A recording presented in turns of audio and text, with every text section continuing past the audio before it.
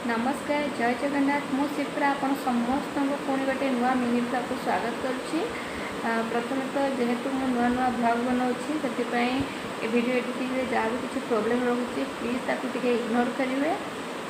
काली जेहेतु आगू गणेश पूजा अच्छी तो से भाविली कि चाउल खीरी बनैबी। तो चलते तार रेसिपी आम देखी नवा।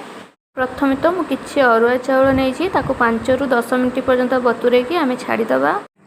बतुरिया भितर मुझे किसी क्षीर गरम करने आ गोटे कढ़ई टे गुआ घी देकी से काजू किसमिश की भल भाव में आपने भाजी ने से कढ़ई आउ टे घी देकी से मेल्ट हेल्ले चीनी पकईदे ता कलर जो चेंज हम से चाउल को देकी भलसे कलर आसला पर्यंत भाजी ने कहीं जेहेतु मु मिल्क मेड यूज करूनी तो भोजीर कलर आसापी क्षीर एमती भाजी ने भल कलर आसो। एपटे क्षीर टे उषुम हो जाए अमूल देकी भल भाव में गोले नवा ना बिंडा हो तो ताधे पुणी 2टा तेजपत्र देदेवे। टे फुटी आसले आम जो चाउल को भाजिकी रखी से चाउल सबको देदेकी भी टे भलसे गोले नवा।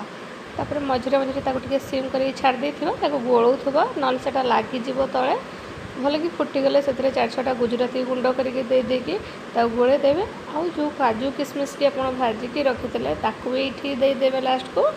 तापर आपन टिके फुटीगला पुणी स्वाद अनुसार लुण आप चीनी क्षीर क्वांटिटी अनुसार केते मीठा खाती से अनुसार देदेवे। ये लास्ट को देखिपे केते सुंदर कलर आसी भोजी स्टाइल खीरी आम प्रस्तुत होगा। वीडियोटी भल लगे वीडियो को लाइक शेयर और चैनल को सब्सक्राइब करने को बिल्कुल भी भूलें। आताले कौन कहते आपण मैंने मत एथर भाइराल करदेवे ना पूरा।